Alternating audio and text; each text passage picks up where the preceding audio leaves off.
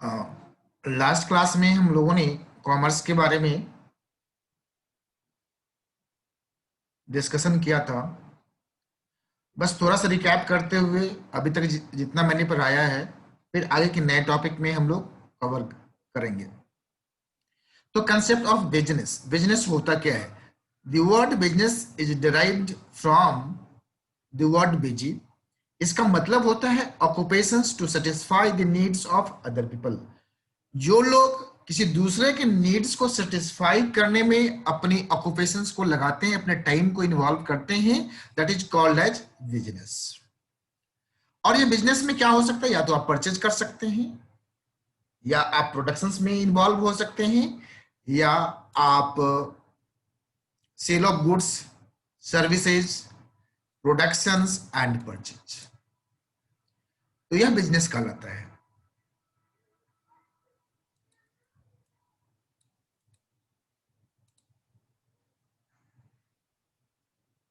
आज जो हम नया टॉपिक पे डिस्कशन करेंगे, फीचर्स ऑफ बिजनेस।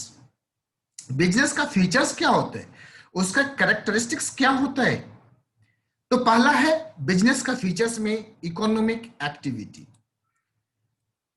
बिजनेस क्या होता है? एक इकोनॉमिक एक्टिविटी है, और इकोनॉमिक एक्टिविटी जहां पे हम अर्न करना चाहते हैं, मनी, लाइवलीहुड अर्न करना चाहते हैं, तो economic activity means objective of earning money. जहां पे ऑब्जेक्टिव ऑफ अर्निंग मनी है, जहां पे ऑब्जेक्टिव ऑफ अर्निंग मनी है, उसको हम लोग बोलते हैं economic activity. This is features of business, पहला। दूसरा, प्रोडक्शंस और प्रोक्योरमेंट ऑफ गुड्स और सर्विसेज। प्रोडक्शंस और procurement of goods and services. Productions करने का मतलब किसी फैक्ट्री में मोबाइल का उत्पादन होना क्या कहलाता है? प्रोडक्शंस कहलाता है। तो प्रोडक्शंस दो चीजों का हो सकता है, एक कंज्यूमेबल आइटम्स एंड दूसरा कैपिटल गुड्स। तो कंज्यूमेबल आइटम्स क्या होते हैं? आपके हाथ में हैंड में मोबाइल डिवाइस है, दैट मोबाइल डिवाइस आप सर्विस को कंज्यूम कर रहे हैं, उस गुड्स को आप कंज्यूम कर रहे हैं, यूज कर रहे हैं। सर, तो कैपिटल गुड्स क्या हुआ? कैपिटल गुड्स यहाँ पे हमारे पास जो लैपटॉप है, जिस लैपटॉप के माध्यम से आपके पास हम पहुंच रहे हैं, यह हमें सर्विस प्रोवाइड करने में कहीं ना कहीं हेल्प कर रहा है, तो दिस इज कैपिटल गुड्स। बड़ी फैक्ट्रियां हैं, फैक्ट्री के अंदर में जो मशीनें लगी हुई है, वो मशीन भी तो किसी अदर फैक्ट्री के अंदर में प्रोडक्शन हुआ होगा, और किसी अदर फैक्ट्री में प्रोडक्शन हुआ होगा, तो वह जो प्रोडक्शन है वह कैपिटल गुड्स का है। मींस कैपिटल गुड्स कहने का मतलब होता है, बीएसटी की क्लास में, अकाउंट्स की क्लास में कैपिटल गुड्स कुछ और हो सकता है, बट बीएसटी में कैपिटल गुड्स कहने का मतलब होता है जो वह गुड्स फर्दर प्रोडक्शंस करने में हेल्प करता है। बस कंजम्पशन उसका नहीं होना है, वह किसी और सामान के उत्पादन में हेल्प करता है। तो features of business, economic activity, production और प्रोक्योरमेंट ऑफ गुड्स। तीसरा, सेल और exchange of goods and services. Sale का मतलब सिंपली हम जितने भी दुकान देखते हैं, वह अंडे का दुकान हो, चाहे मोदी का खाना हो, चाहे मोबाइल का शॉप हो, चाहे टेलीविजन का दुकान हो, चाहे कपड़े का दुकान हो, सारे लोग सेल करते हैं। और सर्विस, सर्विस करने का मतलब जैसे मैं यहाँ पे बैठ के आपको सर्विस प्रोवाइड कर रहा हूँ, या चार्टर्ड अकाउंटेंट अपने ऑफिस में अपने क्लाइंट को सर्विस देते हैं, या आईटी सर्विस, मोबाइल की भी हम लोग सर्विस लेते हैं, तो मोबाइल की भी हम लोग सर्विस लेते हैं। तो बिजनेस करने का मतलब इकोनॉमिक एक्टिविटी हो गया, प्रोडक्शंस हो गया, सेल और एक्सचेंज ऑफ गुड्स और सर्विस। सेल और exchange of goods of service जब हम बात करते हैं, अगर हम कोई चीज गुड्स को प्रोड्यूस करते हैं, not for the purpose of sale but for personal consumption. मैंने लास्ट क्लास में इस चीज का चर्चा किया था। एक एग्रीकल्चरिस्ट उत्पादन करता है ओन कंजम्पशन के लिए, तो क्या हुआ? इकोनॉमिक एक्टिविटी हुआ? तो नो जवाब होना चाहिए, नो, क्योंकि वहां पे अर्निंग मनी नहीं है। अर्निंग मनी जब उद्देश्य नहीं होता है तो इकोनॉमिक एक्टिविटी उसको नहीं कहते। If the goods are produced not for the purpose of sale but for personal consumption, it cannot be called as a business activity. यह बिजनेस एक्टिविटी नहीं कहा जाएगा। अगर कोई चीज का आप उत्पादन करते हैं खुद के लिए, खुद के पर्सनल यूज करने के लिए, तो वह that can not be called as business activity. एक मिनट।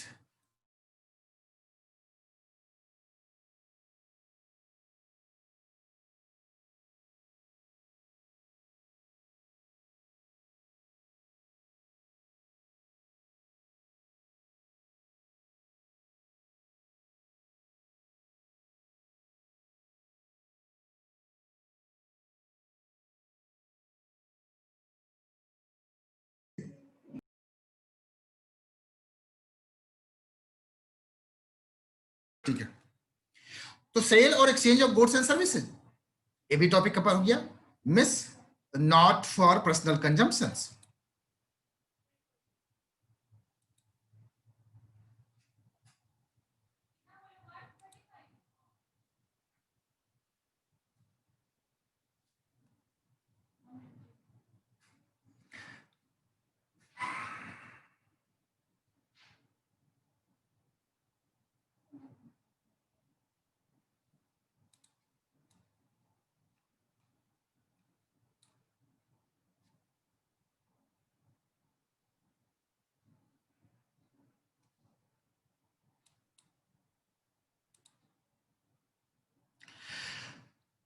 चौथा नंबर है dealing in goods and services on a regular basis.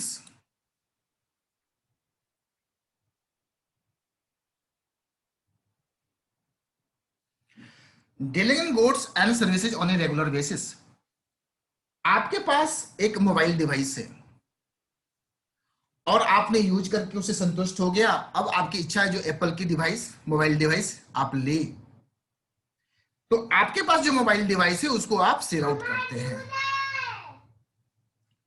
आपके पास जो मोबाइल डिवाइस है उसके आप सेल आउट करना चाहते हैं। तो सवाल ये है, आपने सेल किया, क्या वह बिजनेस एक्टिविटी है? तो जवाब होगा no. Sir why? Single transaction doesn't constitute business. आपके पास कोई पुराने डिवाइस हैं, कोई इक्विपमेंट्स हैं, कोई फर्नीचर्स हैं, उसको आप सेल आउट करते हैं, तो क्या बिजनेस एक्टिविटी में इन्वॉल्व है? Simply no. तो क्या है business activity? On a regular basis, on a regular basis, day on day basis, day on day basis,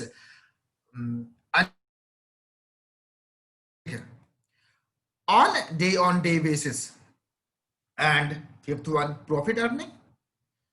business में प्रॉफिट अर्निंग करने का उद्देश्य होना चाहिए। बहुत सारे चैरिटेबल ऑर्गेनाइजेशंस होते हैं, वहां पे जो एनजीओ फॉर्म होते हैं, वहां पे प्रॉफिट अर्निंग इंटेंशंस नहीं होता है। तो क्या होता है? To serve the society, for the development of society, education, culture. जो ऑर्गेनाइजेशंस होते हैं जिनका मोटो पैसा कमाना नहीं होता है बट डेवलपमेंट करना होता है, चैरिटेबल काम करते हैं, तो उसको हम लोग बिजनेस नहीं करते। एंड बिजनेस के अंदर में ये हम लोग फीचर्स के बारे में बच्चे बात कर रहे हैं, बिजनेस का क्या क्या फीचर्स हो सकता है। एक बहुत बड़ी जो फीचर्स है, अनसर्टेनिटी ऑफ रिटर्न। और यही कारण है आज का यंगर जनरेशन बिजनेस को अडॉप्ट नहीं करता है, बिजनेस में अपने आप को इन्वॉल्व नहीं करना चाहता है। Reasons, uncertainty of return. Simply आज के डेट में कोविड-19 पैंडेमिक है और from 6 months to 7 months industry, organisations, business is badly impacted. उनकी प्रॉफिट, उनका सेल नहीं हुआ, फैक्ट्रियां बंद हो गई, बट एम्प्लॉय को तो सैलरी देना है। जो अगर रेंट पे लिया होगा शोरूम तो उसको तो रेंट पे करना है। तो इनकम जीरो, बट आउटगोइंग की जो रेस्पॉन्सिबिलिटी है दैट स्टिल कंटिन्यू। तो बिजनेस में क्या होता है? Uncertainty of return. तो क्या आपका प्रॉफिट होगा यह सर्टेन नहीं होता है, बट जब जॉब में हम होते हैं, यही फर्क है दोनों में।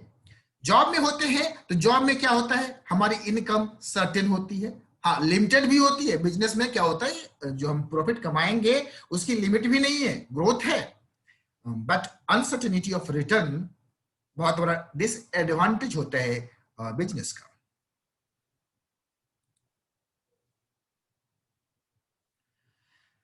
And last but not least, very very important about business,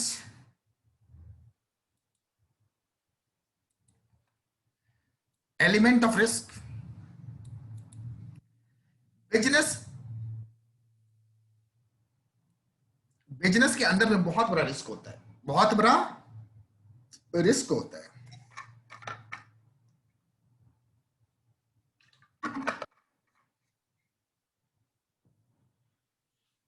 risk होता है किस बात का? अनसर्टेनिटी। अनसर्टेनिटी क्या होता है? बस कल क्या होगा मालूम नहीं। जॉब में तो इतना मालूम है, अगर नौकरी है तो स्टे फ्रॉम होम भी हम सर्विस प्रोवाइड कर सकते हैं और सैलरी आएगा। बट बिजनेस में अनसर्टेनिटी है। आप कोविड-19 वंस अगेंस्ट एग्जांपल है, कल क्या होगा मालूम नहीं है। या एक्सपोजर टू लॉस, बहुत बड़ी लॉस। सिंपली थिंक, जिन लोगों ने विद इन 1 ईयर अपने बिजनेस को स्टार्ट किया होगा, इस होप में बड़े शहर में बड़े शोरूम खोला होगा, बड़ी गाड़ियों का शोरूम खोला होगा, इस उम्मीद में जो हमारी सेल होगी, बिजनेस होगा, और उसके लिए बैंक से लोन लिया होगा, उसके पास अपना जो फंड होगा वो भी बिजनेस में लगा दिया होगा। और महीना 2 महीना होते होते पता चलता है जो लॉकडाउन हो गया, शॉप को ओपन नहीं कर सकते हैं। कितनी बड़ी अनसर्टेनिटी है, कितनी बड़ी अनसर्टेनिटी है। और वो अनसर्टेनिटी, वह जो किराया है, रेंट है, वह तो देना पड़ेगा। अगर इंप्लाई एसोसिएटेड है तो कुछ इंप्लाई को तो रिटेन करना पड़ेगा, नहीं करेंगे तो आप बिजनेस को कैसे कंटिन्यू कर सकते हैं। और अचानक से जब नॉर्मल कंडीशंस होगा तो आपको इंप्लाई नहीं मिलेगा, तो कुछ ना कुछ इंप्लाई तो रिटेन करना ही होगा। हाँ, कुछ को आप सॉर्टिंग कर सकते हैं, but you are exposure to loss. और यह लॉस बिजनेस में एक होता है अनफेवरेबल और अनडिजायरेबल इवेंट। बहुत अच्छे। अनफेवरेबल, अनफेवरेबल करने का मतलब होता है कोविड-19 वन सेकेंड एग्जाम्पल में ले रहा हूं। ये कोविड-19 किसी बिजनेस को लिए बहुत फेवरेबल हो गया भाई, बहुत फेवरेबल हो गया। एनीवन, एनी आइडिया कौन से बिजनेस के लिए बहुत फेवरेबल है?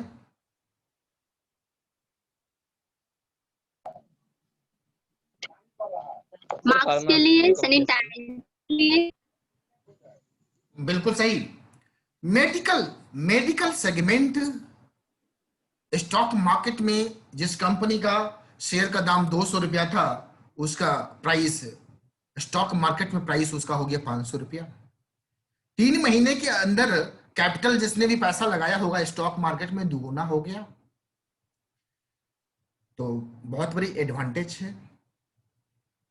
मास्क बनाने वाली है कंपनियां, तो फेवरेबल हो गया उनके लिए, और बाकी बहुत सारे हैं उनके लिए अनफेवरेबल हो गया।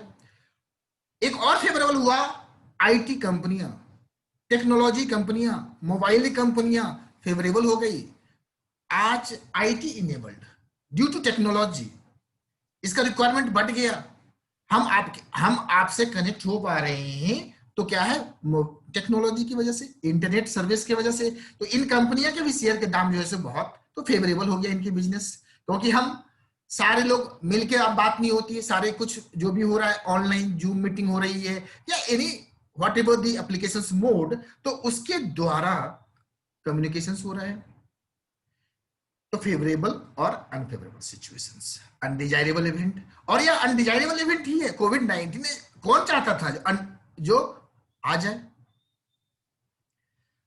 इसके बाद जो रिस्क होता है, consumer taste and fashion. Rohit बताइए, कंज्यूमर टेस्ट एंड फैशन से risk. Sir yes, consumer fashion और उनका टेस्ट रिस्क है, क्योंकि वो समय समय पर बदल सकता है। जैसे कि बिल्कुल आज से अगर हम 20 साल या 10 साल पहले चले तो लोगों के लिए मोबाइल या नेट उतना कुछ जरूरी नहीं था, बट आज के डेट में नेट और मोबाइल, स्मार्टफोन्स, लैपटॉप बहुत ही एसेंशियल हो गए हैं लोगों के लिए, बिल्कुल क्लासेस हो सही। चाहे वर्क। Okay, thank you. बच्चे ने बिल्कुल सही कहा। मुझे याद है 2002 में सैमसंग R220 फोन आता था, उसका कॉस्ट हुआ करता था 7500, और मैं बाई किया था। उसमें सिर्फ incoming and outgoing call, nothing more. But आज वही उसी कॉस्ट में हमें जो डिवाइस अवेलेबल है, बेस्ट क्वालिटी का, means all services, Android handsets. और आप देख सकते हैं मोबाइल इंडस्ट्री में कितना बड़ा रिवोल्यूशन आया। कभी नोकिया राज करता था, सैमसंग राज करता था, और जमाने बदलते रहे। क्यों? Consumer taste, due to consumer taste. Consumer को लगा नहीं भाई नोकिया अब मेरे को जो मिलना चाहिए नहीं मिल रहा है, सैमसंग में एंड्रॉइड हेडसेट है, ज्यादा फीचर्स है, ज्यादा फैसिलिटीज है, हम क्यों ना सैमसंग यूज करें। फिर कस्टमर को लगने यार सैमसंग उसी कॉस्ट में, उसी प्राइस में ज्यादा मेगापिक्सल मेरे को मिल रहा है, पिक्चर क्वालिटी बहुत बेहतरीन हो सकती है। मैं कंपनी का नाम नहीं लेना चाहता हूं, तो हम लोगों ने स्विच ओवर किया उस कंपनी की तरफ। तो कंज्यूमर टेस्ट एंड फैशन, और खास तौर से लेडीज सेगमेंट्स में जो गारमेंट्स होते हैं, बड़ा साल 2 साल होते होते फैशन की बदलाव हो जाती है। आपने अगर वो इंडस्ट्री लगाई थी, फैक्ट्री लगाई थी उस फैशन टेक्नोलॉजी वाली, और आज बदल गई। अब आपको मशीनरी भी बदलनी होगी, अगर मशीनरी नहीं बदलेंगे तो आपका जो प्रोडक्ट है मार्केट में सेल नहीं होगा। कंप्यूटर टेक्नोलॉजी, पहले शुरुआती जमाने में कंप्यूटर बड़े बड़े कंप्यूटर हुआ करते थे, आज आप देखिए कितने स्मॉल लैपटॉप जैसे डिवाइस हैं। तो ये सारे रिस्क है, बिजनेस रिस्क है, बट ये बिजनेस रिस्क ये अपॉर्चुनिटी भी देते हैं। एक जो पुराने हैं एग्जिस्टिंग है उनके लिए रिस्क है, बट जो कोई नया एंट्री करना चाहते हैं बिजनेस में तो उनके लिए न्यू बिजनेस अपॉर्चुनिटी क्रिएट होता है। तो कंज्यूमर टेस्ट एंड फैशंस, जैसा कि मैंने कहा मेथड ऑफ प्रोडक्शन, जैसे मैं बात कर रहा था, फैशन में जो मेथड ऑफ प्रोडक्शन हैं वो बदल गए। स्ट्राइक हो गया, लॉकआउट हो गया at work place, that is also E risk. और कंपटीशन में increase competition in the market.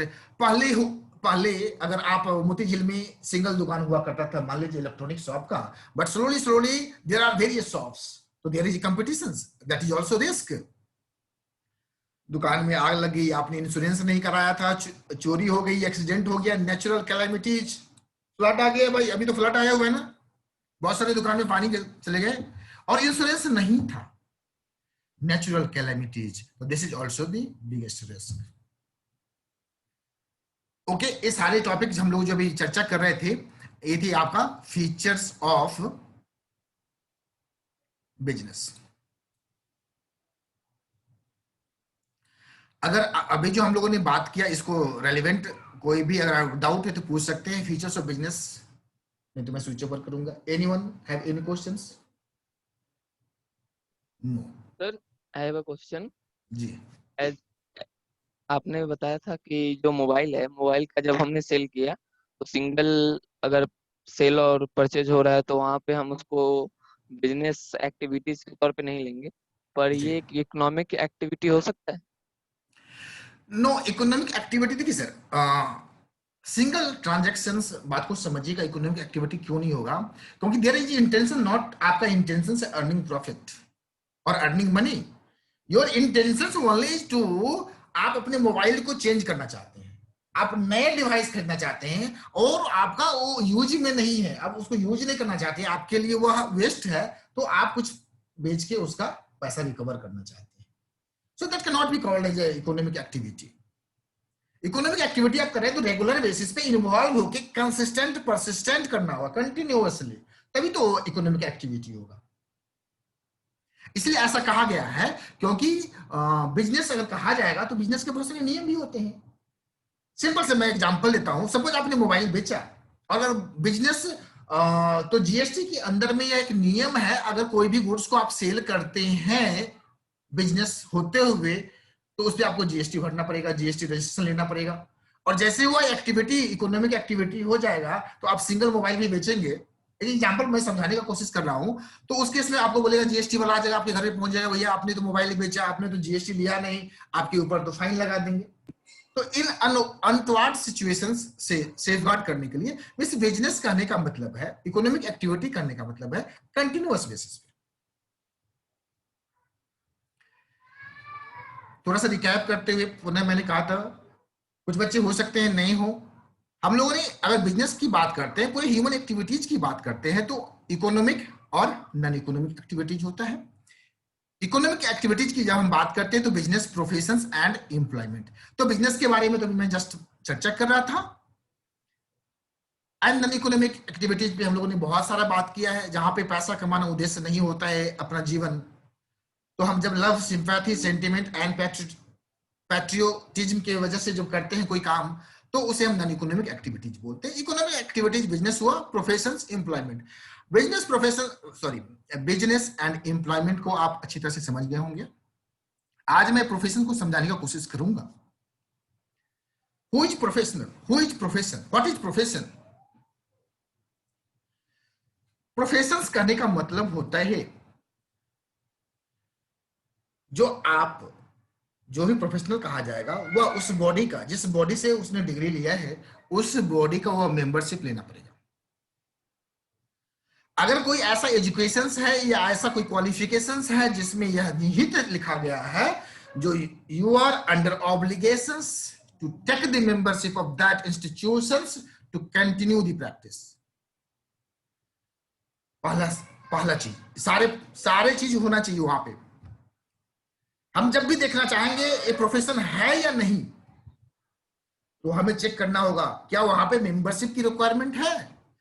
उसके अलावा एक्सपर्ट, यह जो बंदा होता है प्रोफेशनल, उस क्षेत्र का, अपने क्षेत्र का एक्सपर्ट होता है। आएंगे एक्सपर्ट के बारे में बताएंगे कौन होता है। And COP, certificate of practice. COP का मतलब होता है सर्टिफिकेट ऑफ प्रैक्टिस। सारे बारे में बताएंगे, अभी मैं बस नाम और कोड ऑफ कंडक्ट।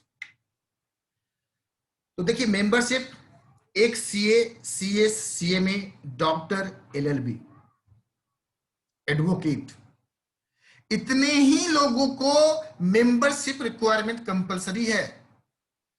एक सीए बंदा बनता है तो आईसीएआई के अंदर में उसको मेंबरशिप नंबर लेना पड़ता है, तभी उसकी क्वालिफिकेशंस की वैलिडिटी है। Otherwise that is like a waste scrap, कोई डिग्री की वैल्यू नहीं है। एक CS, company secretary, and CMA, cost management accountant. इसके अलावा मेडिकल, जो डॉक्टर होते हैं उनको भी अपना मेडिकल एसोसिएशन होता है, एआईसीसी बॉडी होती है, वहां से उनको भी मेंबरशिप लेना पड़ता है। एंड जो एडवोकेट प्रैक्टिस करते हैं उनको भी बार काउंसिल्स ऑफ इंडिया में मेंबरशिप लेना पड़ता है। मेंबरशिप क्राइटेरिया होगी। सर एक्सपर्ट, जी ये लोग अपने क्षेत्र के एक्सपर्ट होते हैं। एक chartered accountant, accounts, income tax, इनके एक्सपर्ट होते हैं। इससे कोई एक्सपर्ट होता है क्या? नो। कानून की जब बात आती है, कंप्लायंस की जब बात आती है, आप अभी सुशांत सिंह राजपूत के केस में देख रहे होंगे, बहुत सारे डिबेट हो रहे थे, बहुत सारे एडवोकेट आ रहे थे, अपनी अपनी पक्ष रख रहे थे, एफआईआर बिहार में होना चाहिए या नहीं होना चाहिए। तो उन लोगों ने अपना जो पक्ष रखा, यह मैटर सुप्रीम कोर्ट में गया, डिसीजन में आया। तो they are expert in the matter of law. And doctor साहब, जब भी किसी की तबीयत खराब होती है तो हम डॉक्टर के पास जाते हैं और यह मान के जाते हैं कि यह हमें समाधान करेंगे, मेडिसिन देंगे तो हमें हमारी तबीयत ठीक हो जाएगी। और सही मायने में मेडिकल प्रोफेशंस के जो डॉक्टर होते हैं वह एक्सपर्ट होते हैं। तो दो चीज, मेंबरशिप एंड एक्सपर्ट, मैंने समझाया। इसके अलावा सर सीओपी क्या होता है? कोई भी सीए बनने के बाद या एडवोकेट बनने के बाद या डॉक्टर बनने के बाद उनके पास लाइफ में दो ऑप्शंस। क्या ऑप्शंस? Two options. वन या तो जॉब करे, नहीं तो प्रैक्टिस करे।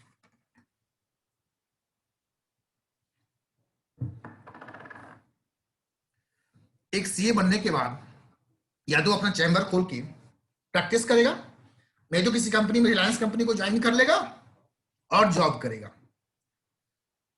Certificate of practice. और कोई भी डॉक्टर साहब को चैम्बर खोलने के लिए उनको प्रैक्टिस की सर्टिफिकेट लेनी होती है, एक एक्स्ट्रा रिक्वायरमेंट होता है। And code of conduct. The professional members are required to follow the code of conduct prescribed by such institutions. Such institutions का मतलब होता है जिस बॉडी का वह मेंबर है, उस बॉडी के जो कोड ऑफ कंडक्ट है। कोड ऑफ कंडक्ट का मतलब होता है नियम, कानून, रूल्स एंड रेगुलेशंस उसको फॉलो करने होते हैं। सर नियम कानून क्या होता है? एक सीएस एक कोड ऑफ कंडक्ट लिखा होता है, हमें क्लाइंट के साथ कैसे कॉन्फिडेंशियल होना है, हम अपनी लाइफ में क्या कर सकते हैं, बिजनेस कर सकते हैं कि नहीं कर सकते हैं, हम क्या फीस ले सकते हैं, कितने ऑडिट कर सकते हैं, पेशेंट को कैसे ट्रीटमेंट करना है, ऐसा तो नहीं है पेशेंट को सही से ट्रीटमेंट नहीं किया तो नेग्लिजेंस माना जाएगा, हमें अपने आप को अपडेट रहना है। तो there are certain prescribed code of conduct that is required to be followed. So professions होने के लिए membership, expert, COP, code of conduct का होना जरूरी है, तभी उस वो प्रोफेशंस करेंगे। एक मैं क्वेश्चन पूछता हूं, एक एमबीए बनके आप प्रैक्टिस करते, एक चैम्बर खोल के ऑफिस खोल के बैठे हुए हैं, तो क्या एमबीए की डिग्री वो कहा जाएगा professional degree? This is question to all body, all students. My questions, क्या एमबीए की डिग्री प्रोफेशनल डिग्री है? डिग्री तो प्रोफेशनल है, पर हमारे पास उसके लिए हम लोग उसके लिए प्रैक्टिस नहीं किए। उसके लिए प्रैक्टिस जरूरी होता है, मेंबरशिप जरूरी होता है। तो आप सिंपली सीधे देखिए उसको बोल के नहीं। जी, मैंने इस एक क्वेश्चन के द्वारा आपको बताने का एक कोशिश किया, जब भी आपको यह टेस्ट करना होगा, देखना होगा यह प्रोफेशन है कि नहीं है, तो ये चारों क्वालिटीज आपको देखना होगा उसके अंदर। तो एमबीए बनने के बाद मेंबरशिप की क्राइटेरिया फुलफिल करना जरूरी नहीं है। आप मेंबरशिप एमबीए बनते हैं और कहीं भी जाकर जॉब कर सकते हैं, कुछ भी कर सकते हैं, what ever means legal ethical काम कर सकते हैं। एक्सपर्ट पे मैं कुछ नहीं बोलूंगा, और सीओपी लेने की भी जरूरत नहीं है, कोड ऑफ कंडक्ट भी फॉलो करने की जरूरत नहीं होती है। इसलिए MBA degree is not a professional degree. Okay,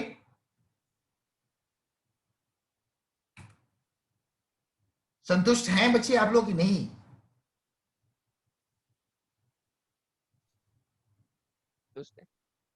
okay, समय बचा हुआ है 7 मिनट। अगर कोई क्वेश्चंस है तो आप लोग पूछ सकते हैं, नहीं तो मैं कंटिन्यू करूंगा।